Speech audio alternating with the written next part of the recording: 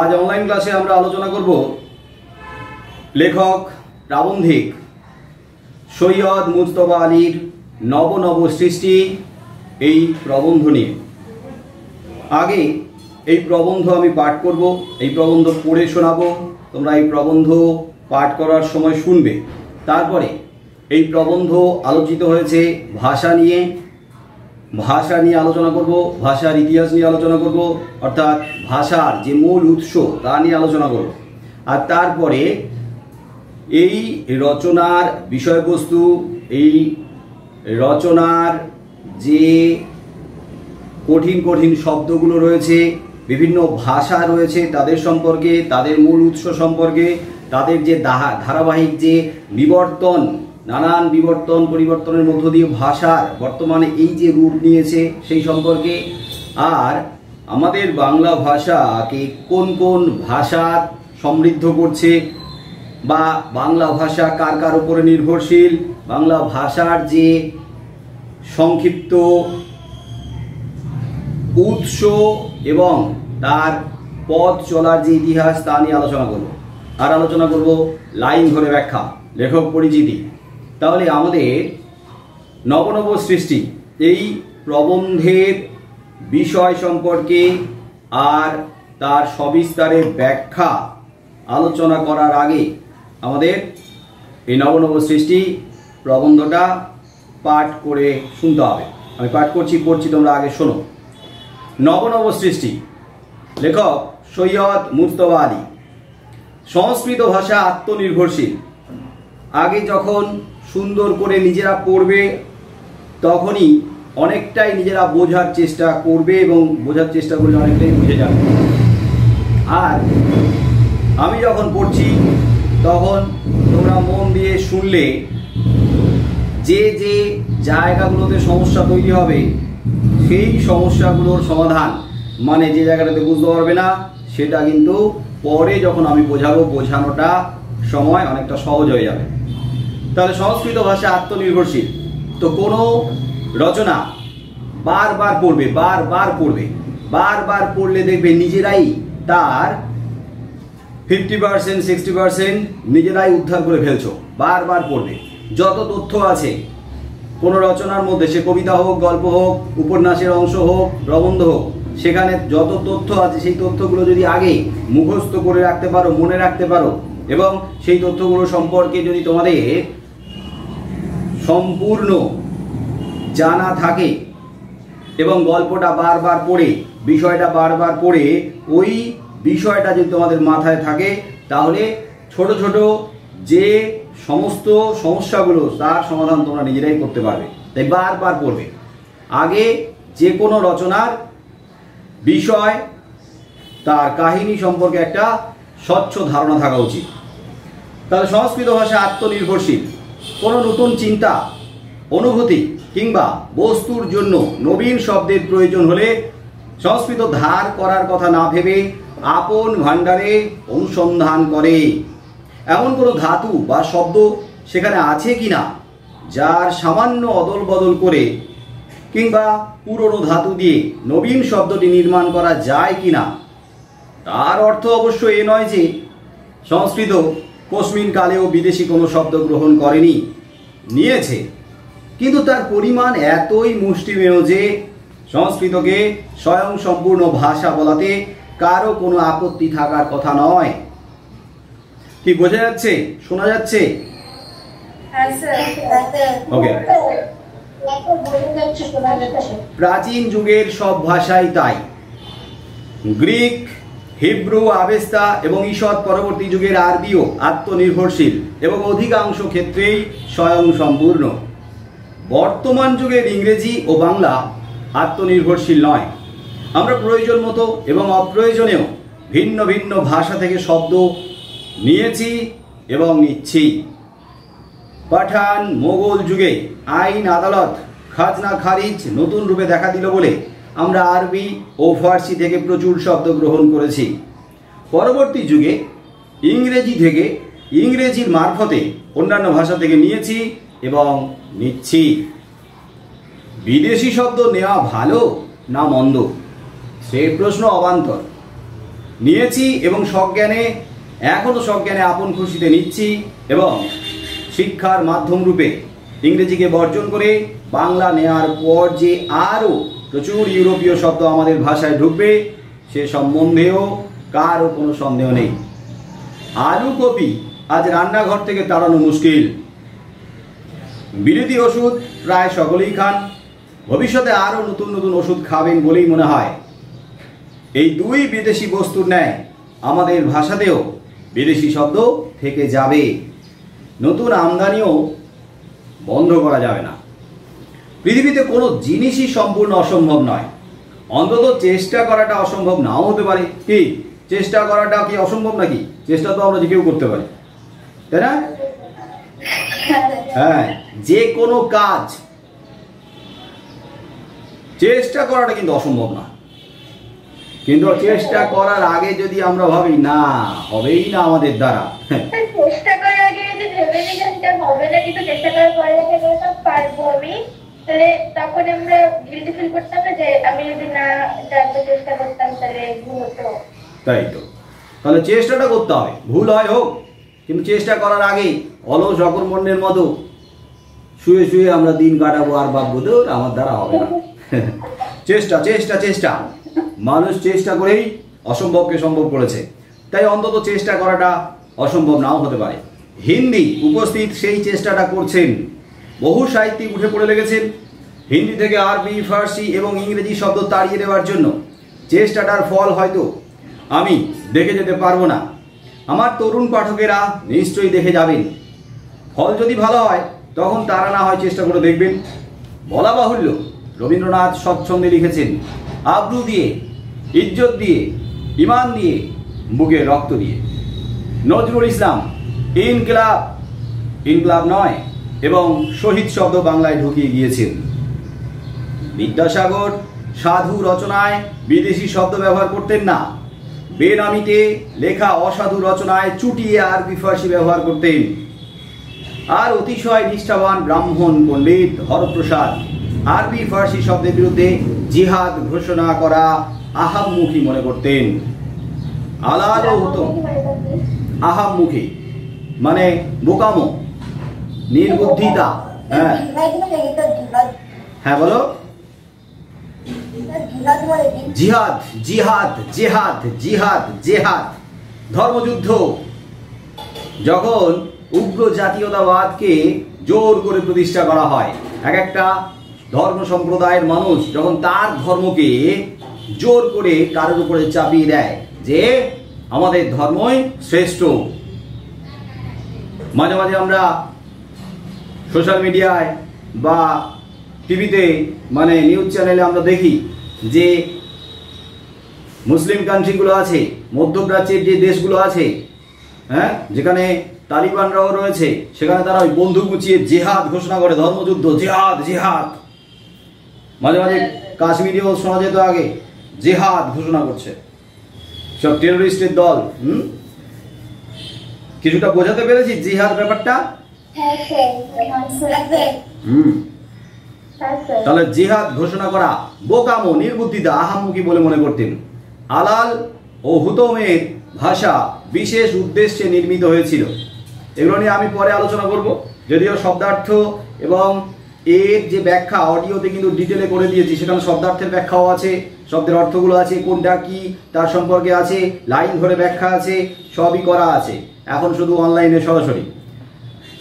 সাধারণ বাংলা এ স্রোতে গা ঢেলে দেবে না বলে তার উল্লেখ এ স্থলে নিষ্প্রয়োজন। এবং হিন্দির বঙ্কিম স্বয়ং প্রেমচন্দ্র হিন্দিতে বিস্তর আরবি ফার্সি ব্যবহার করেছেন। এ স্থলে আরেকটি কথা বলে রাখা ভালো, রচনার ভাষা তার বিষয়বস্তুর উপর নির্ভর করে।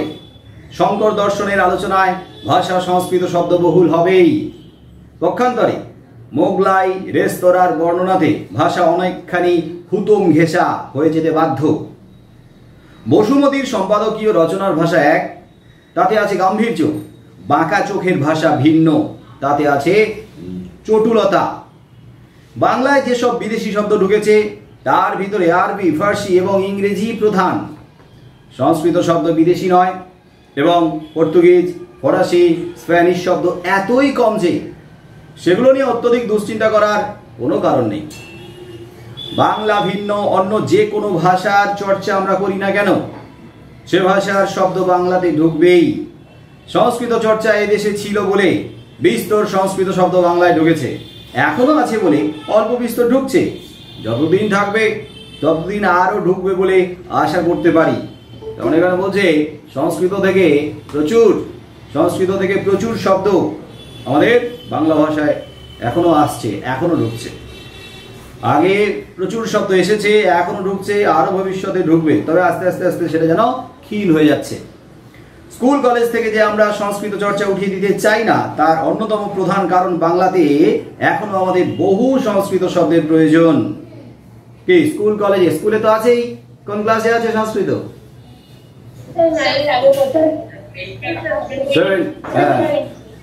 7-8 আছে না?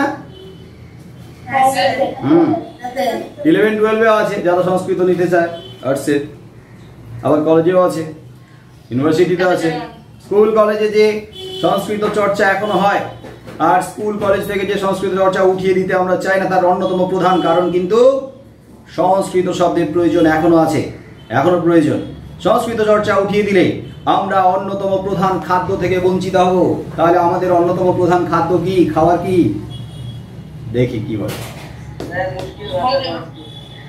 আমাদের অন্যতম প্রধান খাদ্য কি? সংস্কৃত। সংস্কৃত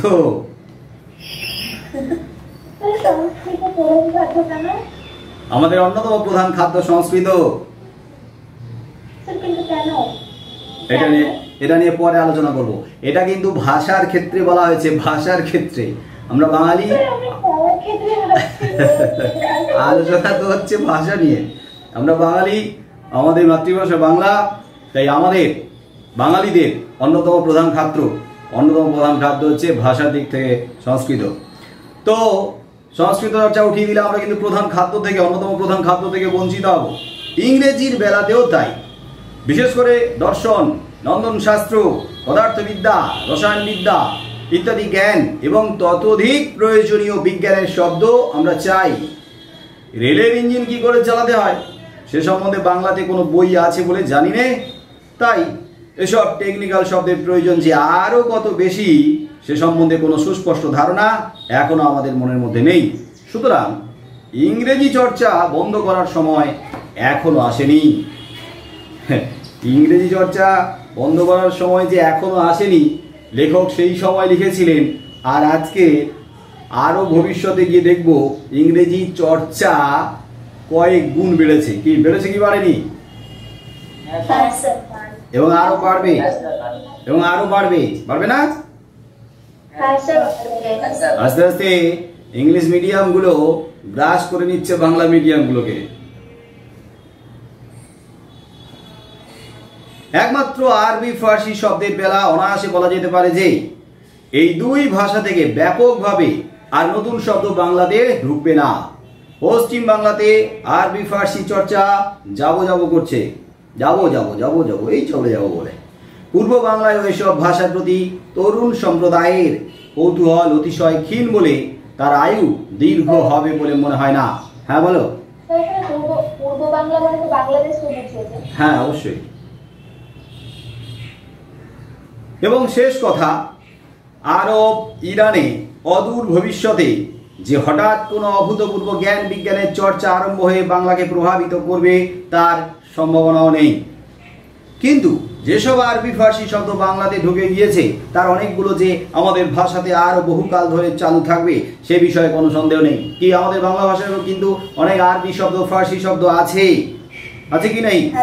শব্দ ভান্ডার আলোচনা করার সময় তোমরা শুনেছো, তোমরা শব্দ ভান্ডার মানে শব্দের উৎসগত শ্রেণী নির্ণয়ে ওখানে পড়েছো যে আমাদের বাংলা ভাষাতে আরবি ফার্সি অনেক শব্দ আছে।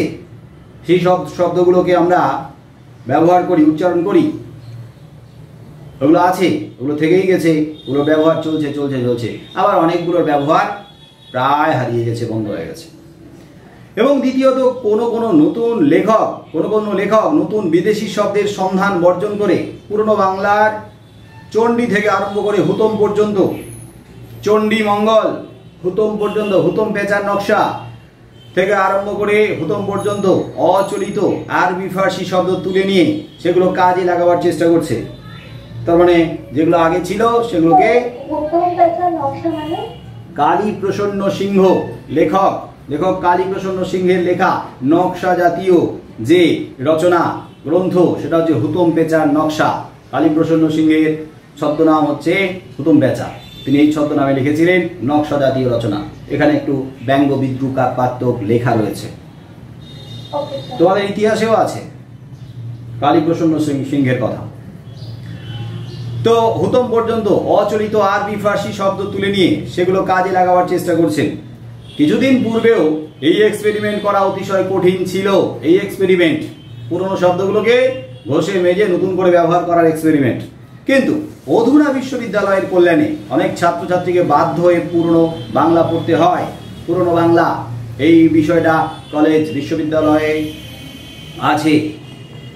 তারা এই সব শব্দের অনেকগুলো অনায়াসে বুঝতে পারবে বলে অচলিত অনেক আরবি ফার্সি শব্দ নতুন মেয়াদ পাবে, নতুন করে আবার জীবন পাবে। এই পরিস্থিতির সামনে জীবন মৃত এইসব শব্দের একটা নতুন খতেন নিলে ভালো হয়। খতেন তালিকা লিস্ট, যে কত শব্দ জীবন মৃত অবস্থায় আছে, মানে জীবিত হলেও মৃত, জীবিত হলেও মৃত। জীবিত হলেও মৃত মানে হচ্ছে ওই থাকতে হয় থাকা আর কি, হ্যাঁ, যার কোনো অ্যাক্টিভিটি নেই, যার কোনো সক্রিয়তা নেই, নিষ্প্রাণ হয়ে পড়ে রয়েছে। সেই বাংলা বর্ণমালায় কার মতো? লি এর মতো। লি দেওয়ালে ফটো হয়ে ঝুলছে, গলায় মালা চড়ানো রয়েছে, কিন্তু ব্যবহার নেই। তাহলে জীবন মৃত এসব শব্দে একটা নতুন খতেন নিলে ভালো হয়। তো এরকম কত শব্দ যেগুলো আছে কিন্তু যার ব্যবহার নেই প্রায়। ভারতীয় মক্তব মাদ্রাসায় যদিও প্রচুর পরিমাণে আরবি ভাষা পড়ানো হয়েছিল, তবু কার্যত দেখা গেল ভারতীয় আর্যগণ ইরানি আর্য সাহিত্য অর্থাৎ ফার্সি সৌন্দর্য অভিভূত হলেন বেশি। উর্দু সাহিত্যের মূল সুর তাই ফার্সির সঙ্গে বাঁধা, আরবির সঙ্গে নয়। হিন্দি গদ্যের উপরও বাইরের যে প্রভাব পড়েছে সেটা ফার্সি, আরবি নয়। একদা ইরানে যেরকম আর্য ইরানি ভাষা ও সেমেতি আরবি ভাষার সংঘর্ষে নবীন ফার্সি জন্মগ্রহণ করেছিল, ভারতবর্ষে সেই সংঘর্ষের ফলে সিন্ধি, উর্দু ও কাশ্মীরি সাহিত্যের সৃষ্টি হয়। কিন্তু আরবির এই সংঘর্ষ ফার্সির মাধ্যমে ঘটেছিল বলে কিংবা অন্য যে কোনো কারণেই হোক, ভারতবর্ষীয় এ তিন ভাষা ফার্সির মতো নব নব সৃষ্টি দিয়ে ঐশ্বর্যশালী সাহিত্য সৃষ্টি করতে পারল না। উর্দুতে কবি ইকবালি, উর্দু সাহিত্যের বিশিষ্ট কবি ইকবালি এ তত্ত্ব সম্যক হৃদয়ঙ্গম করেছিলেন ও নতুন সৃষ্টির চেষ্টা করে উর্দুকে ফার্সির অনুকরণ থেকে কিঞ্চিত নিষ্কৃতি দিতে সক্ষম হয়েছিলেন। হৃদয়ঙ্গম, হৃদয় দিয়ে অনুধাবন করা, উপলব্ধি করা, বুঝতে পারা, উপলব্ধি করা, হৃদয় দিয়ে উপলব্ধি, হৃদয়ঙ্গম। বুঝতে পারছো ব্যাপারটা? শুধু বুঝলে হবে না। যারা ভাষাকে ভালোবাসে, যারা ভাষাকে বাঁচিয়ে রাখতে চায়, তাদেরকে কিন্তু উপলব্ধি করতে হবে, হৃদয়ঙ্গম করা, তবে গিয়ে কিন্তু তারা ঝাঁপিয়ে পড়ে। এই যে দেশের প্রতি যে ভালোবাসা, দেশকে রক্ষা করা, আমরাও দেশকে ভালোবাসি, কিন্তু একেবারে নিঃস্বার্থভাবেই নিজেকে উজাড় করে দেওয়ার জন্য যে উপলব্ধিটা দরকার সেটা কিন্তু আমাদের অনেকের মধ্যে নেই। ভাষাকে রক্ষা করার জন্য, আমাদের বাংলা ভাষার যে অস্তিত্ব বিপন্ন হতে চলেছে তাকে রক্ষা করার জন্য কিন্তু যারা ভাষাকে ভালোবাসে, যারা ভাষার ভাঙন রোধ করার জন্য মন্তর থেকে উপলব্ধি করে, তারাই কিন্তু ঝাঁপিয়ে পড়ছে, হৃদয়ঙ্গম করা। আর সেই সমস্ত মানুষগুলো কি করে? সেই সমস্ত মানুষগুলো বাড়ির, ঘরের, পরিবারের কাজকর্ম খুব বেশি না করে, সংসারের দিকে খুব বেশি দৃষ্টি না দিয়ে তারা এইরকম ভাবে সত্যিকারের সেবা করার জন্য নিজেকে উজাড় করে দেয়, হৃদয়ঙ্গম করতে পারে বলেই হয়। তার মানে সেই সমস্ত মানুষগুলো পাগলের মতো ভালোবাসে, পাগলের মতো দেশকে, সমাজকে, মানুষকে, হ্যাঁ, ভাষাকে, তার বিপন্নতার হাত থেকে তাকে রক্ষা করতে তারা ঝাঁপিয়ে পড়ে। এই যে মাঝে মাঝে দেখবে আমরা তো বিশেষ দিন ছাড়া গাছ লাগানোর কথা ভাবি না, তাই না? অরণ্য সপ্তাহ পালন, পরিবেশ দিবস, এগুলো আসলে আমাদের মনে পড়ে যায় এবার একটু গাছ লাগাতে হবে। কিন্তু যারা সত্যিকারের হৃদয়ঙ্গম করেছে তারা কিন্তু নির্দিষ্ট তারিখের অপেক্ষা করে বসে থাকে না, তারা সারা বছর কিন্তু গাছের পরিচর্যা করছে, গাছ লাগাচ্ছে, হ্যাঁ, পরিবেশ রক্ষা করার চেষ্টা করে যাচ্ছে, তারাই হৃদয়ঙ্গম করে। আর আমরা লোক দেখানো চেষ্টা। বোঝা গেল হৃদয়ঙ্গম? বাঙালির সর্বশ্রেষ্ঠ সাহিত্য সৃষ্টি তার পদাবলী কীর্তনে। পদাবলী কীর্তন, রাধাকৃষ্ণের লীলা কীর্তন, বৈষ্ণব পদাবলী, নাম সংকীর্তন, পরে বলবো। এ সাহিত্যের প্রাণ ও দেহ উভয় খাঁটি বাঙালি। এ সাহিত্যে শুধু যে মহাভারতের শ্রীকৃষ্ণ বাংলায় খাঁটি কানরূপ ধারণ করেছেন তাই নয়, শ্রীমতী শ্রীরাধাও যে একেবারে খাঁটি বাঙালি মেয়ে, সে বিষয়ে কোনো সন্দেহ নেই। ভাটিয়ালির নায়িকা, বাউলের ভক্ত, মুর্শিদিয়ার আশিক ও পদাবলীর শ্রীরাধা একই চরিত্র, একই রূপে প্রকাশ পেয়েছেন। বাঙালির চরিত্রে বিদ্রোহ বিদ্যমান।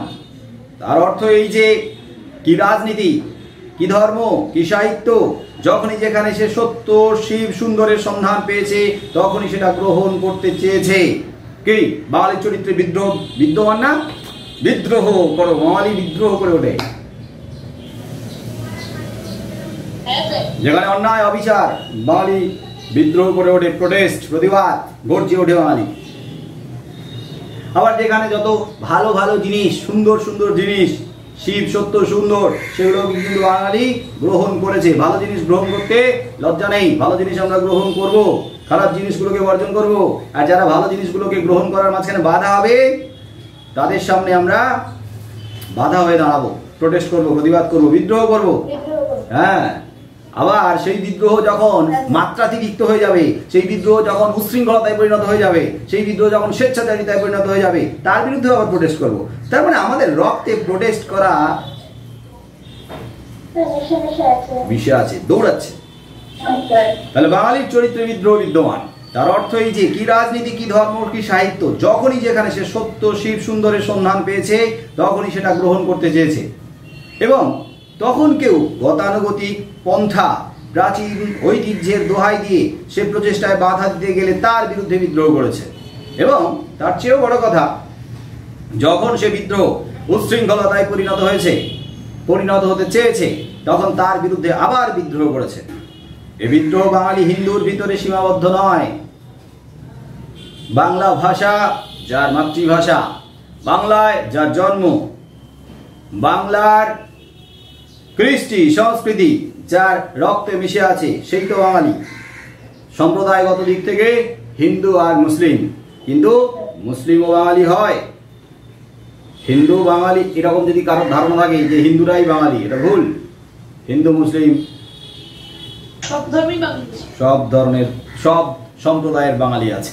তাহলে বাঙালি মুসলমানও এই কর্মে পরম তৎপর। ধর্ম বদলালেই জাতির চরিত্র বদলায় না। সংক্ষেপিত ও সম্পাদিত, তার মানে আরো অনেকটা অংশ আছে, এটাকে সংক্ষিপ্ত করে তোমাদের নবম শ্রেণীর সিলেবাসে অন্তর্ভুক্ত করা হয়েছে। তাহলে হ্যাঁ বলো।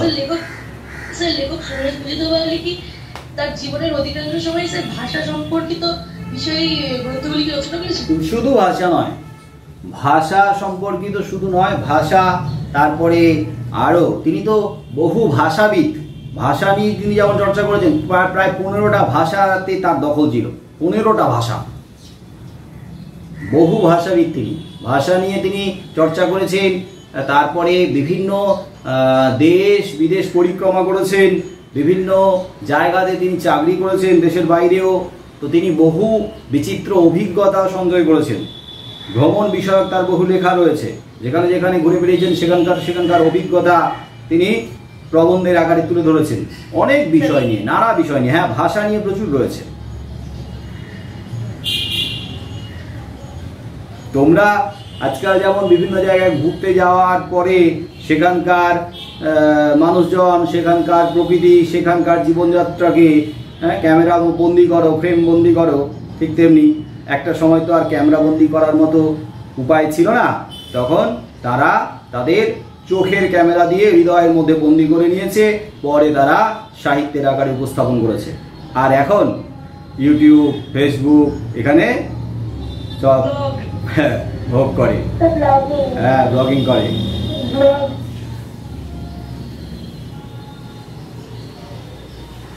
যাই হোক, তো এবারে নব নব সৃষ্টি এই প্রবন্ধ নিয়ে আলোচনা করার আগে আমরা একটু ভাষা নিয়ে আলোচনা করে নিই। যদিও ভাষা নিয়ে আলোচনা করা আগে হয়ে গেছে, তাও আরেকবার তোমাদের একটু মনে করিয়ে দেওয়া, যাতে আরও সহজভাবে বুঝতে পারো।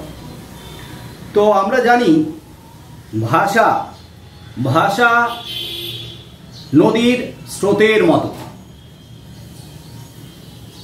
যার একটা গতি আছে এবং যার পরিবর্তনও আছে। নদী তার উৎস থেকে উৎপত্তি হওয়ার পর সে নিশ্চয়ই একবারে সরল রেখায় যায় না, সোজা গতিতে যায় কি? মোটেও না। নদীর বিভিন্ন গতি রয়েছে, হ্যাঁ, উচ্চগতি, মধ্যগতি, নিম্নগতি।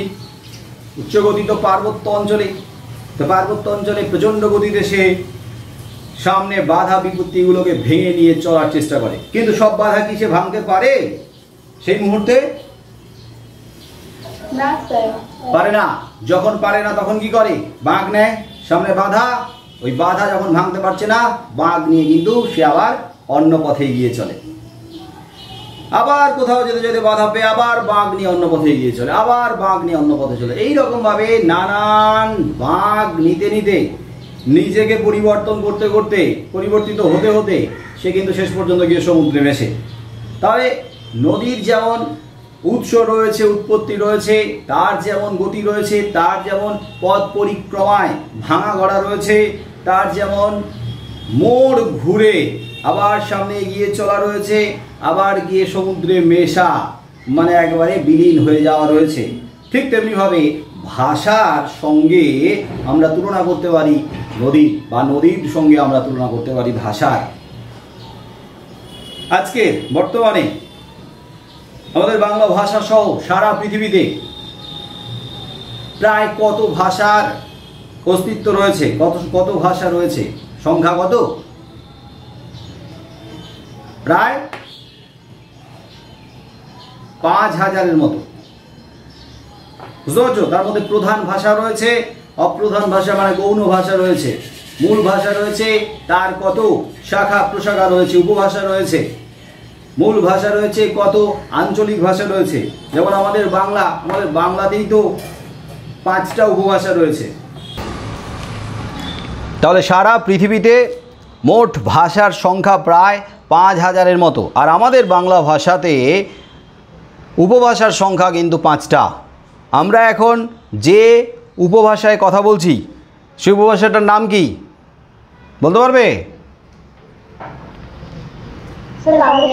রাঢ়ী উপভাষা। রাঢ় অঞ্চলের ভাষা, রাঢ়ী উপভাষা। এই হুগলি নদীর তীরবর্তী অঞ্চল, কলকাতা, হুগলি, হাওড়া, নদিয়া, 24 পরগনা, এই সমস্ত অঞ্চলের যে ভাষা, সেই ভাষা হচ্ছে রাঢ়ী উপভাষা, রাঢ় অঞ্চলের ভাষা। এরকমই বঙ্গালী উপভাষা আছে, রাজবংশী বা কামরূপী উপভাষা আছে। এই যে আমাদের উত্তরের দিকে হচ্ছে রাজবংশী বা কামরূপী উপভাষা আছে। তারপরে আছে ঝাড়খণ্ডী উপভাষা আছে, ঝাড়খণ্ড, ঝাড়গ্রাম এই সাইডের দিকে।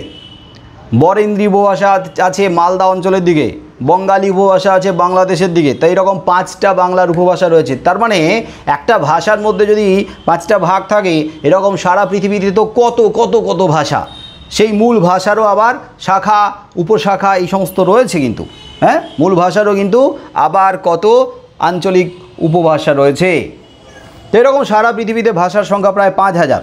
তো এখন ঘটনা হচ্ছে, এই 5000-এর মতো ভাষা, এটা কি একদিনে উৎপত্তি হয়েছে?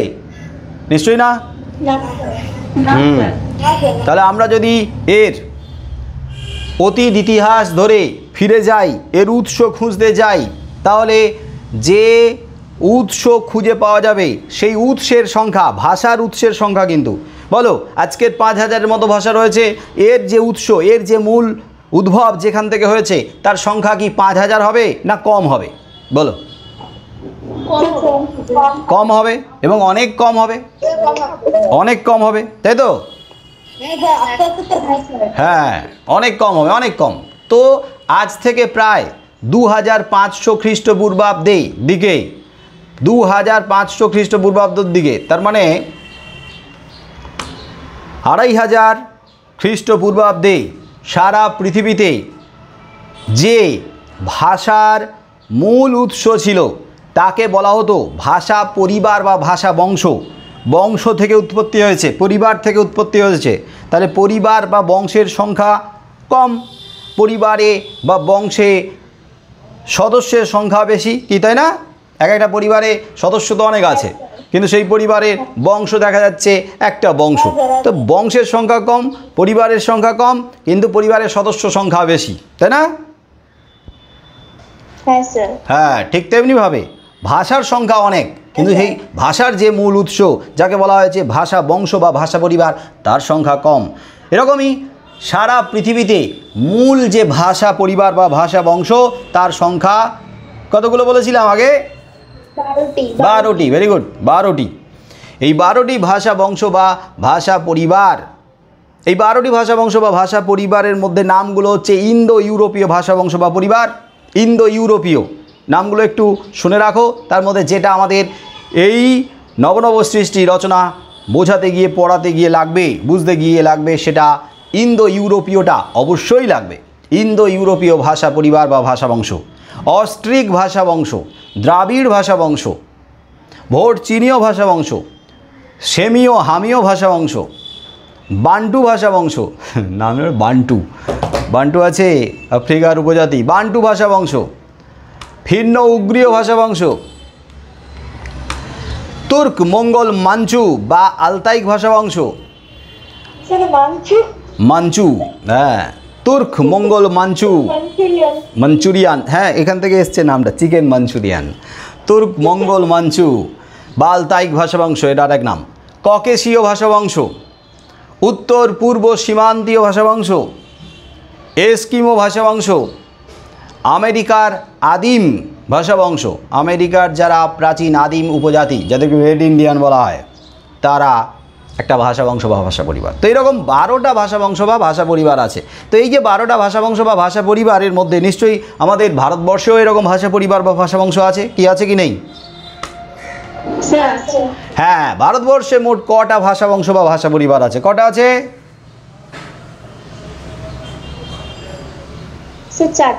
4টে ভাষা বংশ বা পরিবার আছে।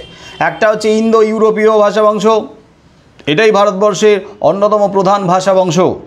অস্ট্রিক ভাষা বংশ, যেটাতে আছে আদিবাসীদের বিভিন্ন ভাষা, যে ভাষা বংশ থেকে আদিবাসীদের বিভিন্ন ভাষা, এই যে সাঁওতাল, তারপরে হো, কর্কু, শবর, খেরিয়া, এই সমস্ত ভাষাগুলোর উৎপত্তি হয়েছে।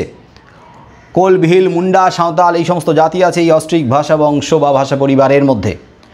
দ্রাবিড় ভাষা বংশ বা ভাষা পরিবার, দ্রাবিড় যারা হচ্ছে দক্ষিণ ভারতের দিকে, তামিল, তেলেগু, তামিলনাড়ু, তারপরে অন্ধ্রপ্রদেশ, তারপরে তেলেঙ্গানা, কেরালা, কর্ণাটক, এই সমস্ত অঞ্চলের ভাষা দ্রাবিড় ভাষা বংশ থেকে উৎপত্তি হয়েছে। আর ভোট চীনীয় ভাষা বংশ, ভোট চীনীয় হচ্ছে ভুটান, চীন, তিব্বত, তারপরে থাইল্যান্ড, তারপরে এই পাহাড়ি অঞ্চলের বিভিন্ন ভাষা, এইগুলো উৎপত্তি হয়েছে ভোট চীনীয় ভাষা বংশ বা ভাষা পরিবার থেকে। তাহলে আমাদের ভারতবর্ষে যত ভাষা আছে, আমাদের ভারতবর্ষে যত ভাষা আছে, তার মানে বাংলাটাও তো ভারতবর্ষে যত ভাষা আছে, সেই ভাষা বংশ, সেই ভাষাগুলো যে ভাষা বংশ বা যে ভাষা পরিবার থেকে উৎপত্তি লাভ করেছে সেটা হলো 4টে। আর তার মধ্যে প্রধান, ভারতবর্ষের যে প্রধান প্রধান ভাষা, যেমন ধরো বাংলা, যেমন ধরো হিন্দি, ইংরেজিটাও যদিও ভারতবর্ষের নয়, আমাদের ভারতীয়দের ভাষা নয়, কিন্তু ইংরেজিটাও, তারপরে গুজরাটি, তারপরে পাঞ্জাবি, রাজস্থানি, মারাঠি, নেপালিও, এই সমস্ত ভাষাগুলো কিন্তু ইন্দো ইউরোপীয় ভাষা বংশ বা পরিবার থেকে উৎপত্তি লাভ করেছে এবং সেটা বহু কাল ধরে শতাব্দীর পর শতাব্দী নানান পরিবর্তনের মাধ্যমে কিন্তু আজকের এই জায়গাতে এসেছে। বোঝা গেল এই পর্যন্ত? হ্যাঁ স্যার। এবারে আমাদের এই বাংলা, আমরা যেহেতু নব সৃষ্টি নিয়ে আলোচনা করছি, তার মানে আমাদের বাংলা ভাষা নিয়ে আলোচনা করতে হবে, বাংলা ভাষার উৎপত্তি নিয়ে আলোচনা করতে হবে। যীশু খ্রিস্টের জন্মের 2500 বছর আগে, 2500 বছর মানে 2500 খ্রিস্টপূর্বাব্দে এই ইন্দো ইউরোপীয় ভাষা বংশ বা ভাষা পরিবারের যারা মূল জাতি তারা বসবাস করত কোথায়? বলো কোথায়? বলেছিলাম আগে, ভারতবর্ষে নয় কিন্তু। এরা বসবাস করত কোথায়?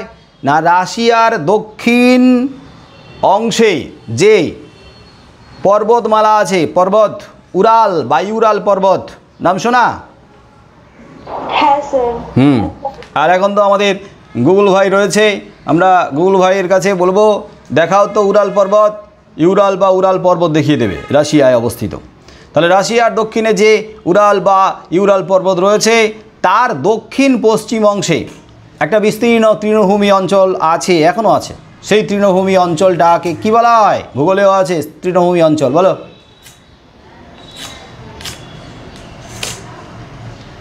নাম? স্টেপ বা স্টেপ তৃণভূমি অঞ্চল, স্টেপ বা স্টেপও বলে। পাহাড়ের পাদদেশে বিস্তীর্ণ তৃণভূমি, স্টেপ বা স্টেপ তৃণভূমি অঞ্চল। কি নামটা শোনোনি আগে? পড়েছিলে? মাঝে মাঝে যখন পড়বে তখন কিন্তু ছবিগুলো দেখবে, এটা কিন্তু খুব দরকারি। যখন কোনো কিছু পড়ছো তার সম্পর্কে যদি আমাদের ধারণা না থাকে, আমরা যদি না দেখে থাকি আগে, এখন কি করবে? গিয়ে সার্চ করবে গুগলে, মোটামুটি কিন্তু বেশিরভাগ আমরা অজানা জিনিসগুলোর ছবি পেয়েই যাই, আমরা দেখতে পাবো, ঘরে বসেই দেখতে পাচ্ছি। তো এতই যখন সুবিধা রয়েছে দেখে দেখে পড়ার, তো দেখে দেখে পড়লে তো মনের মধ্যে গেঁথে যায় না, তো দেখে দেখে পড়বে। তোমাদের অনেকের মনে হতে পারে আচ্ছা পড়তে পড়তে হঠাৎ করে একটা শব্দ, একটা জিনিস সম্পর্কে আবার খুঁজবো, আবার মোবাইলে গিয়ে টাইপ করব, আবার গুগলে সার্চ করব, আবার এত সময় নষ্ট হবে, কি দরকার? তার থেকে বাবা মুখস্থ করে নি, যা আছে আছে। এটা ঠিক না, ওটা কিন্তু সময় নষ্ট নয়। আমি তো মনে করি সময় নষ্ট নয়, কারণ তুমি যখন একবার দেখে নিচ্ছ, জেনে নিচ্ছ, ওইটুকু সময় যদি সেই মুহূর্তে চলে যায়, সেই সময়ে যা তুমি শিখলে, যা তুমি জানলে, সেটা কিন্তু তোমার ভবিষ্যতে সারা জীবন কিন্তু ওটা মনের মধ্যে গেঁথে যাবে। আর কিন্তু তোমাকে আর অন্য কাউকে বোঝাতে হবে না, মানে তোমাকে কেউ আর বোঝাবে তার দরকারই হবে না, বরং তুমি উল্টে সুন্দর করে গুছিয়ে তাকে বোঝাতে পারবে। কি এটাই কিন্তু করা উচিত কি না? হ্যাঁ, তাই একটু সময় দিয়ে পড়তে পড়তে একটা কৌতূহল লাগবে যে কি জিনিসটা কি, দেখি তো, খুঁজি, সার্চ করি, আছে তো হাতের কাছে সবই। যাই হোক, তাহলে স্টেপ তৃণভূমি অঞ্চল বা স্টেপ তৃণভূমি অঞ্চল, তো সেই তৃণভূমি অঞ্চলে এক ধরনের গোষ্ঠী বসবাস করত, যারা প্রথমে ছিল যাযাবর জাতি, তারপরে আস্তে আস্তে তারা কিন্তু পশুপালন করা শুরু করলো, তারপরে পরবর্তীতে এদিক ওদিক ছড়িয়ে পড়লো, তারপরে তো ধীরে ধীরে সভ্যতার উদ্ভব ঘটল, আস্তে আস্তে সভ্যতার ক্রমবিকাশ ঘটতে লাগলো। তো এই তৃণভূমি অঞ্চলে এই যে যাযাবর জাতি, এই যে ইন্দো ইউরোপীয় ভাষা বংশ বা ভাষা পরিবারের যারা মূল গোষ্ঠী, তারা বসবাস করত এবং তাদের জীবিকা ছিল পশুপালন। এটা বিস্তীর্ণ চারণভূমি, তো এখানে পশুপালন করে তারা জীবিকা নির্বাহ করত। কিন্তু দীর্ঘকাল ধরে এখানে থাকতে থাকতে তারপরে পশু খাদ্যে টান দেখা দিল। চাষবাস তো জানতো না, তাই না? যে বাবা আবার তারা ঘাস লাগাবে, আরও গাছ লাগাবে, এক জায়গাতেই পশুদেরকে খাওয়াবে, সেটা তো সম্ভব ছিল না। তো ফলে তারা পশুদের খাদ্যের জন্য এক জায়গা থেকে অন্য জায়গার দিকে পাড়ি দিল। এইভাবে কিন্তু তারা ছড়িয়ে পড়ল এবং সেটা ছড়িয়ে পড়েছিল 2500 খ্রিস্টপূর্বাব্দের দিকে। তার মধ্যে একটা যে অংশ, একটা শাখা, তারা বেরিয়ে গেল কোন দিকে না, ইউরোপের দিকে চলে গিয়েছিল। ইউরোপের দিকে একটা শাখা গেল ইউরোপের দিকে, এটা মনে রাখো। ইউরোপের দিকে গিয়ে তারা ওখানে গিয়ে বিভিন্ন জনবসতি গড়ে তুললো, তারপরে ওখান থেকে বিভিন্ন দেশে তারা ছড়িয়ে পড়লো। তো এই যে ইন্দো ইউরোপীয়র একটা শাখা যারা ইউরোপের দিকে গেল, সেই শাখা থেকে কিন্তু উদ্ভূত হয়েছে পরবর্তীতে ভাষা, ইংরেজি ভাষা, ফ্রান্সের ফরাসি ভাষা, জার্মান ভাষা, হ্যাঁ, তারপরে ইউরোপের বিভিন্ন ভাষাগুলো, লাতিন ভাষা বা ল্যাটিন ভাষা, হ্যাঁ, তারপরে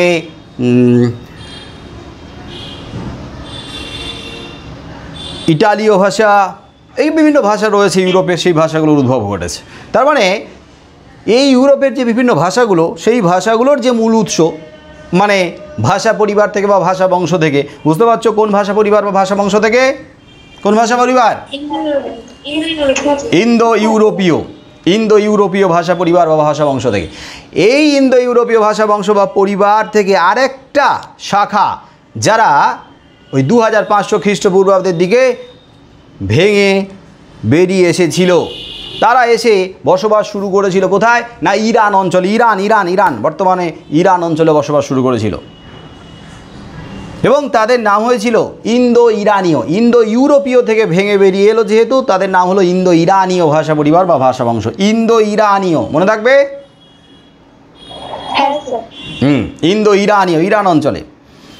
এই ইন্দো ইরানীয় শাখা থেকে দুটো ভাষার উৎপত্তি হয়েছে। একটা ভাষার নাম আবেস্তীয়, আর একটা ভাষার নাম পার্সিক ভাষা। আবেস্তীয় ভাষা আর পার্সিক ভাষার উদ্ভব হয়েছে। তার মানে আবেস্তীয় বা পার্সিক ভাষার যে মূল উৎস সেটাও কিন্তু ইন্দো ইউরোপীয় বা ইন্দো ইরানীয়, কিন্তু তার মূল উৎস ইন্দো ইউরোপীয়। তাহলে ইন্দো ইউরোপীয় কিন্তু আবেস্তীয় আর পার্সিক ভাষার মূল উৎস।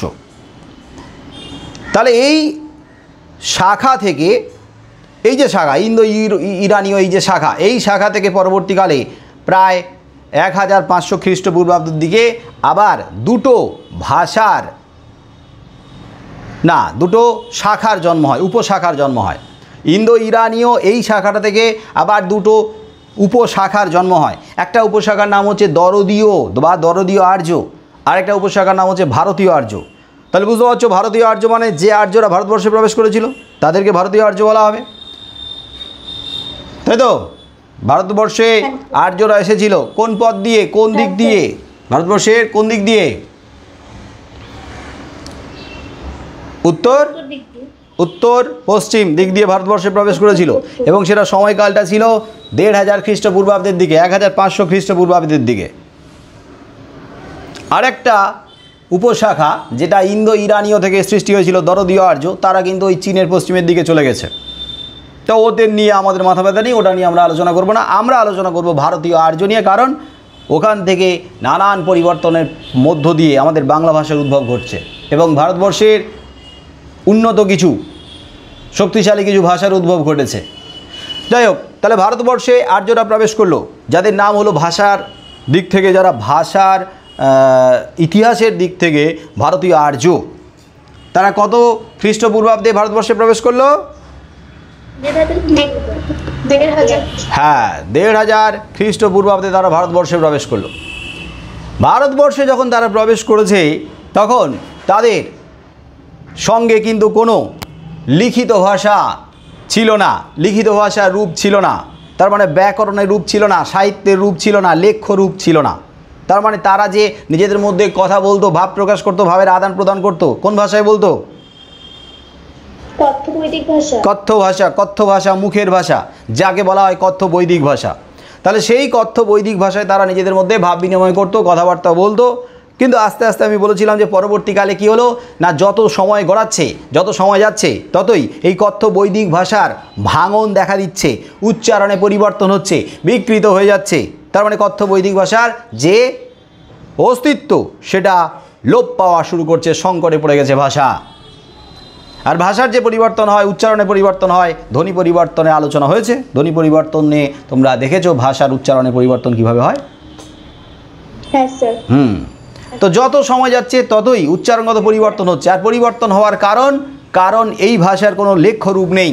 লেখ্যরূপ থাকলে সেটা তো লিপিবদ্ধ হয়ে থাকতো, কিন্তু এখন দেখা যাচ্ছে সেই ভাষার লেখ্যরূপ না থাকার কারণে ভেঙে সেটা আরও পরিবর্তিত হচ্ছে। তাহলে সেই ভাষাকে ভাঙনের হাত থেকে বাঁচাতে হবে, ভাষার ভাঙন রোধ করতে হবে। তার জন্য তার লেখ্যরূপ দরকার, তার জন্য ব্যাকরণের যে বিধিবিধান দরকার। তাই বিশিষ্ট পণ্ডিতেরা, শিষ্টজন তারা কি করলেন না, এই ভাষার একটা ব্যাকরণগত রূপ বানালেন, একটা লেখ্য রূপ বানালেন, বিধিবিধান বানালেন, এবং সেই বিধিবিধানের দ্বারা এই কথ্য বৈদিক ভাষাকে বেঁধে ফেললেন নিয়মের দ্বারা, ব্যাকরণের জালে, এবং সেখান থেকে একটা সংস্কারের মাধ্যমে নতুন ভাষার জন্ম হলো। বলো, ভাষাটার নাম কি? সংস্কৃত ভাষা। তাহলে সংস্কৃত ভাষা লেখ্য রূপ আছে, সংস্কৃত ভাষা গ্রন্থের ভাষা, সংস্কৃত ভাষায় ব্যাকরণ আছে, সংস্কৃত ভাষায় সাহিত্য আছে। তাহলে সেই ভাষার ভাঙন খুব বেশি হবে না। কিন্তু এদিকে যত সময় গড়াচ্ছে ওই কথ্য বৈদিক ভাষার ভাঙন আরও হচ্ছে, হতে প্রায় 900 বছর পরিবর্তিত হয়ে এমন একটা রূপ লাভ করলো যে রূপটার সঙ্গে আগের রূপের তেমন কোনো মিলই নেই, অনেক পরিবর্তন, আকাশ পাতাল পার্থক্য। এবং এই যে 900 বছর, এটাকে বলা হয় প্রাচীন ভারতীয় আর্য ভাষা। ভারতীয় আর্য ভাষাকে 3টে স্তরে ভাগ করা হয়েছে। একটা প্রথমের দিকে 900 বছরকে বলা হয় প্রাচীন ভারতীয় আর্য ভাষা, তারপরের যে আর্য ভাষা তাকে বলা হয় মধ্য ভারতীয় আর্য ভাষা, আর তারপরে যেটা একেবারে আধুনিক সেটা হচ্ছে নব্য ভারতীয় আর্য ভাষা। তাহলে এই প্রাচীন ভারতীয় আর্য ভাষার সময়কাল তো 900 বছর। আর এই সময়কালে ভাষা মানে কথ্য বৈদিক ভাষা নানানভাবে পরিবর্তিত হয়ে 900 বছর পরে গিয়ে যে রূপ লাভ করেছে সেটা এসেছে মধ্য ভারতীয় আর্য ভাষাতে। এবং সেখানে এই কথ্য বৈদিক ভাষা পরিবর্তিত হয়ে যে নাম নিয়েছে, বলো সেটা কি নাম? প্রাকৃত ভাষা। এবং এখানে প্রায় 600 বছর ধরে, এখানে 600 খ্রিস্টপূর্বাব্দ থেকে শুরু হয়েছে মধ্য ভারতীয় আর্য ভাষার সময়কাল। এখানে প্রায় 1500 বছর ধরে এই প্রাকৃত ভাষা আরও পরিবর্তিত হয়ে সেই ভাষার যে রূপ নিয়েছে সেই রূপটাকে কি নামে অভিহিত করা হয়েছে? না, প্রাকৃত ভাষার পরিবর্তিত রূপ হচ্ছে অপভ্রংশ ভাষা। এই অপভ্রংশ ভাষার 5টা রূপ ছিল, 5টা রূপ, বিভিন্ন অঞ্চলের অপভ্রংশ ভাষা। এরকম প্রাকৃত ভাষাও বিভিন্ন অঞ্চলে 5টা রূপ ছিল। তাহলে 5টা প্রাকৃত ভাষা আছে, সেই 5টা প্রাকৃত ভাষা থেকে 5টা অপভ্রংশের সৃষ্টি হয়েছে। তার মধ্যে আমাদের বাংলাও একটা অপভ্রংশ থেকে সৃষ্টি হয়েছে, সেটা 900 খ্রিস্টাব্দের দিকে। আমাদের বাংলা কোন প্রাকৃত থেকে সৃষ্টি হয়েছে? আমাদের বাংলা কোন অপভ্রংশ থেকে সৃষ্টি হয়েছে? মানে প্রাকৃত থেকে অপভ্রংশ থেকে বাংলা। বলো, কোন অপভ্রংশ থেকে আমাদের বাংলা সৃষ্টি হয়েছে?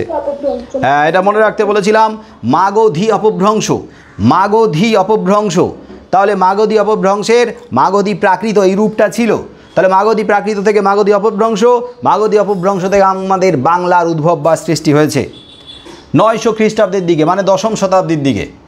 তাহলে 10ম শতাব্দীর দিকে যখন মাগধী অপভ্রংশ থেকে আমাদের বাংলার উৎপত্তি হলো, বাংলার সৃষ্টি হলো, মাগধী অপভ্রংশের খোলস থেকে যখন মুক্ত হয়ে আমাদের বাংলার উৎপত্তি লাভ ঘটলো, তখন আমাদের বাংলা কি আজকের মতো এতটা সাবলীল, এতটা সমৃদ্ধ, এতটা পরিণত, এতটা শক্তিশালী? নিশ্চয়ই না। সদ্য উদ্ভূত বাংলা তখন কি অত্যন্ত দুর্বল, তার শব্দ ভাণ্ডারে শব্দ সংখ্যা অতি সামান্য। তাহলে সেই ভাষাকে কি করতে হবে? আরও মজবুত করতে হবে, তাই না? আরও সমৃদ্ধ করতে হবে। তাহলে সমৃদ্ধ করার জন্য, মজবুত করার জন্য দুটো রাস্তা নিতে পারি। একটা হচ্ছে বাংলা তার নিজেই নতুন নতুন শব্দ তৈরি করা শুরু করবে। নিজেই নতুন নতুন এক্সপেরিমেন্ট, নতুন নতুন শব্দ বানাবে, নতুনভাবে উদ্ভব করবে, আরও প্রচুর প্রচুর শব্দ সে তৈরি করবে, নিজেকে পরিপূর্ণ করবে, সমৃদ্ধ করবে। তার মানে নিজেই নিজেকে পরিপূর্ণ করতে পারে, এটা একটা পদ্ধতি। মানুষ নিজেকে মজবুত করার জন্য, তৈরি করার জন্য, সমৃদ্ধ করার জন্য নিজের থেকে করতে পারে নিজেকেই। কিন্তু সবসময় কি সেটা সম্ভব হয়? কখনো কখনো অন্যকে দেখতে হয়, অন্যকে অনুসরণ করতে হয়, অন্যের কাছ থেকে শুনতে হয়, অন্যের কাছ থেকে নিতে হয়, অন্যের কাছ থেকে দেখে শিখতে হয়, হ্যাঁ, একটু ধার নিতে হয়, তাহলে আরও বেশি নিজেকে ভালো করে তৈরি করা যায়। এখন ফেসবুক, হোয়াটসঅ্যাপ, হ্যাঁ, এখন হচ্ছে সোশ্যাল মিডিয়ার যুগ। কত লোকে কত রকমের ভিডিও তৈরি করছে, কত ক্রিয়েটিভিটি। আবার কেউ কাউকে ফলোও করছে, আবার কেউ কাউকে দেখে পুরোপুরি ফলো করছে না, পুরোপুরি নকল করছে না, ওখান থেকে আইডিয়াটা নিয়ে আবার নতুন করে নিজের মতো করে বানাচ্ছে, তৈরি করছে কি না? তাহলে দেখে সেখান থেকে যদি আমরা ধার নিই, সেখান থেকে যদি আমরা শিখি, তাহলে নিজেকে তো আরও পরিপূর্ণ করা যায়, আরও সমৃদ্ধ করা যায়, আরও শেখা যায়। তাহলে শুধু নিজেকে তৈরি করা যায় না, নিজেকে তৈরি করার সাথে সাথে নিজের মতো করে, নিজের থেকে সৃষ্টি করে তৈরি করার সাথে সাথে অন্যের থেকেও কিন্তু নিতে হয়। কিন্তু আমরা নেব, ভালোটা নেব, আমরা নেব এমনভাবে নেব, গোগ্রাসে খাবো না, গোগ্রাসে। ও এত ভালো ভালো তৈরি করছে, ওরগুলো সবগুলো নিয়ে নেব, ওর সবগুলো নিয়ে আমরা আমাদের ইউটিউবে চালিয়ে দেবো। তো ইউটিউব কী করবে? কপিরাইটে ব্লক করে দেবে। তো অন্যের এত সুন্দর সুন্দর ভিডিও আছে, এত সুন্দর সুন্দর জিনিস আছে, দেখেই যদি আমরা ওটাকেই নকল করে দিয়ে চালিয়ে দিই, ওটাকে হুবহু ওইটাকেই চালিয়ে দেওয়ার চেষ্টা করি, তাহলে ব্যান্ড করে দেবে কি না?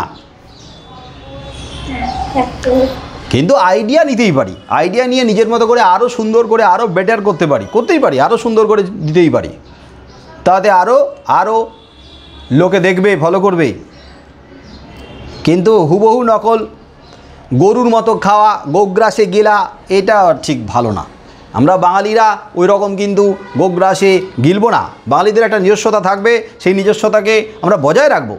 হ্যাঁ, অন্যদেরকে দেখব কে কত সুন্দর সেজেছে, কে কত সুন্দর বলছে, কে কত সুন্দর, হ্যাঁ, নিজেকে আবার ভালো করে গড়ে তুলছে, ওগুলো দেখব, শুনবো, তারপরে নিজের মতো একটা আইডিয়াকে কাজে লাগাবো, ক্রিয়েটিভিটি। তবেই তো বাঙালি নতুনভাবে, বাঙালি ভাবতে হবে, বাঙালিকে নতুনভাবে নতুন কিছু করতে হবে। তাহলে বাঙালি নতুন কিছু করবে, নতুন কিছু করার জন্য বাঙালি সারা পৃথিবীতে সুনাম অর্জন করেছে। হ্যাঁ, ভাবনাতে তো বাঙালি সেরা না, চিন্তা ভাবনাতে বাঙালির কাছ থেকে তো আইডিয়া নেয় সারা বিশ্ব। বলেছে না, বাঙালি কিন্তু সত্য শিব সুন্দরের সন্ধান যেখানে পেয়েছে, সেখান থেকে সত্য শিব সুন্দরটাকে নিয়েছে, মানে ভালো ভালো জিনিস নিয়েছে। ভালো জিনিস নেওয়াটা কি, গ্রহণ করাটা কি অন্যায় নাকি? না। কিন্তু আবার অন্যের ভালো জিনিসটা হুবহু ওটা একদম ওইভাবেই যদি পুরোপুরি নকল করে নিই, তাহলে সেটা ক্ষতি। নকল নবিশ না হয় ভালো। তো যাই হোক, বাংলা ভাষাকে মজবুত করার জন্য, সমৃদ্ধ করার জন্য বাংলা যেমন নিজেকে তৈরি করছে, বাংলার নিজস্ব কিছু শব্দ তৈরি করার যে প্রক্রিয়া সেটা যেমন আছে, কিন্তু তার সাথে সাথে বাংলা কি করেছে, অন্য থেকেও নিয়েছে। সব থেকে বেশি নিয়েছে কার থেকে? বাংলা শব্দ নিয়েছে কার থেকে সব থেকে বেশি? সংস্কৃত থেকে। সংস্কৃত থেকে প্রায় 80% শব্দ নিয়েছে বাংলার মধ্যে, সংস্কৃত থেকে নিয়েছে, প্রচুর শব্দ নিয়েছে। এই কারণে কিন্তু আমাদের এই প্রবন্ধে বলা হয়েছে যে আমাদের বাংলার অন্যতম প্রধান খাদ্য কি? সংস্কৃত। মানে বাংলা ভাষার অন্যতম প্রধান খাদ্য, আমরা ওখান থেকে খাদ্য নিয়েছি, ভাষার শব্দ নিয়েছি। আর তার জন্য কিন্তু সংস্কৃত চর্চাটা আজও আছে এবং থাকা দরকার, থাকা জরুরি। কারণ আমাদের বাংলার বহু শব্দের যে মূল উৎস সেটা জড়িয়ে আছে সংস্কৃতের সাথে। তাহলে সংস্কৃতের যে মূল রূপ, ধাতুরূপ, শব্দরূপ, সেগুলো যদি না জানি, তাহলে বাংলার শব্দের অনেক কিছুর মূল রূপগুলোর সম্পর্কে আমরা জানতে পারবো না। তাহলে মূল যদি আমরা না জানি, গোড়াটা যদি না জানি, তাহলে নতুন নতুন ক্রিয়েট করব কি করে, তৈরি করব কি করে, সৃষ্টি করব কি করে? গোড়াটা তো জানতে হবে। ভিতটা যদি নড়বড় হয়ে থাকে, দুর্বল হয়ে থাকে, তাহলে পরবর্তীতে তুমি নিজের মতো করে তৈরি করবে কি করে? তাহলে বাংলা শুধু যে সংস্কৃতের কাছ থেকে নিয়েছে তা নয়, সংস্কৃতের কাছ থেকে নিয়েছে। আরও শব্দভাণ্ডার আলোচনা করার সময় কি বলেছিলাম, আমাদের ভারতবর্ষে যে যে বিভিন্ন প্রাদেশিক ভাষা, সেখান থেকেও শব্দ নিয়েছে। আর্যরা আসার আগে ভারতবর্ষে ছিল অনার্যরা, তাদের যে ভাষা, দেশীয় ভাষা, দেশি ভাষা, সেখান থেকেও শব্দ নিয়েছে। আর বিদেশের বহু ভাষা থেকেও শব্দ নিয়েছে। ইংরেজি থেকে তো প্রচুর শব্দ আমরা নিয়েছি। ইংরেজি থেকে প্রচুর শব্দ নেয়ার কারণও রয়েছে, কারণ ভারতবর্ষে, বাংলা তথা ভারতবর্ষে প্রায় কত বছর ধরে ইংরেজরা ছিল, তাদের ভাষা সংস্কৃতির চর্চা হয়েছে। কত বছর? প্রায় 200 বছর, প্রায় 200 বছর, মানে 150 বছরের কিছু বেশি, প্রায় 200 বছর। তাহলে প্রায় 200 বছর ধরে যে ভাষার আধিপত্য ছিল বাংলা তথা ভারতবর্ষে, সেখান থেকে যে আমাদের বাংলা ভাষাতে শব্দ ঢুকবে, এটা তো স্বাভাবিক। স্বাভাবিক না অস্বাভাবিক? স্বাভাবিক। তাহলে ইংরেজদের আসার আগে আমাদের এই বাংলা তথা ভারতবর্ষে কাদের আধিপত্য ছিল? মোগলদের। মোগলদের আধিপত্য ছিল ইংরেজদের আসার আগে। ইংরেজদের আসার আগে মুসলিমদের, তারপরে মোগলদের। মোগলদের আগে কাদের আধিপত্য ছিল?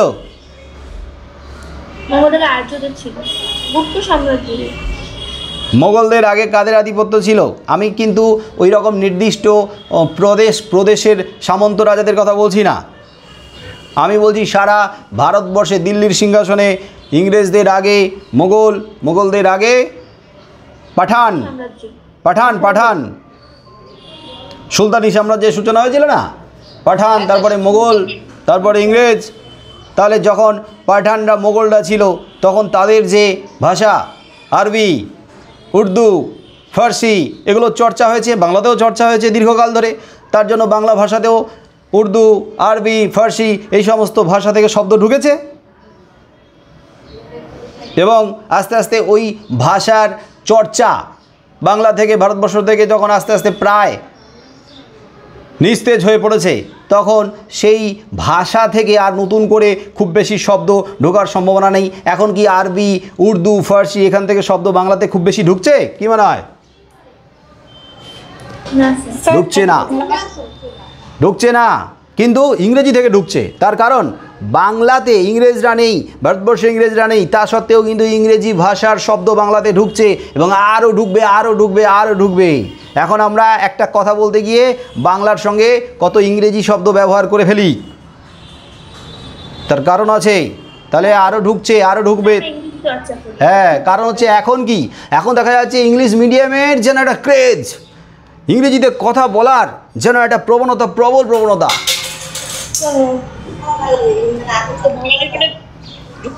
হ্যাঁ, তাহলে আরও আরও আরও বাংলা শব্দে, বাংলা ভাষায় বাংলা শব্দের সাথে সাথে ইংরেজি শব্দ আরও ঢুকবে। তা তোমাদের কি মনে হয়, বাংলা ভাষায় ইংরেজি শব্দ প্রবেশ করার যে একটা প্রচণ্ড গতি শুরু হয়েছে, প্রচণ্ড উন্মাদনা শুরু হয়েছে, প্রচণ্ড প্রবণতা শুরু হয়েছে, সেটাকে কি রোধ করা সম্ভব নাকি? মনে হচ্ছে সম্ভব? যতই চেষ্টা করো না কেন, ও কোনো না কোনোভাবে ঢুকবেই ঢুকবে, ঢুকবেই ঢুকবে। তাহলে আমাদের বাংলা ভাষার মূল উৎস, আমরা যদি ভাষা পরিবার বা ভাষা বংশের কথা বলি, তাহলে কোন ভাষা পরিবার বা ভাষা বংশ থেকে বাংলার উৎপত্তি হয়েছে? ইন্দো ইউরোপীয়। আর আমাদের বাংলা ভাষার যে জননী, বাংলা ভাষার যে মা, বাংলা ভাষা যেখান থেকে সদ্য উদ্ভূত হয়েছে, সে কে? কি নাম তার? মাগধী অপভ্রংশ। মাগধী অপভ্রংশ। তাহলে আমাদের বাংলা ভাষার জননী বা বাংলা ভাষার মা কে? কাকে বলা হবে? মাগধী অপভ্রংশ। হ্যাঁ, সংস্কৃত ভাষাকে কি বাংলা ভাষার মা বা জননী বলা হবে? নিশ্চয়ই না, কারণ সরাসরি সংস্কৃত থেকে বাংলার জন্ম হয়নি, কিন্তু সংস্কৃত ভাষা থেকে প্রচুর শব্দ বাংলা নিয়েছে। এত শব্দ নিয়েছে যে দেখেই মনে হয় এই বাংলা যেন সংস্কৃত থেকে উদ্ভূত হয়েছে, কিন্তু না, বাংলার থেকে ধার নিয়েছে, ঋণ নিয়েছে। তাই বাংলা ভাষা সংস্কৃত ভাষার কাছে ঋণী, কিন্তু বাংলা ভাষার জননী সংস্কৃত নয়, মাগধী অপভ্রংশ। তাহলে নব নব সৃষ্টির প্রসঙ্গে আমি ভাষা নিয়ে যতটুকু আলোচনা করলাম এইটুকু আলোচনা কিন্তু আমাদের এই নবনব সৃষ্টির প্রসঙ্গে যথেষ্ট। এরপরে নবনব সৃষ্টির লেখক পরিচিতি, বিষয়বস্তু, লাইন ধরে ব্যাখ্যা আর একটা ক্লাসে হবে। আজকের এই পর্যন্তই থাকবে। Okay sir. Okay sir. Okay, tata. Bye sir. Bye sir.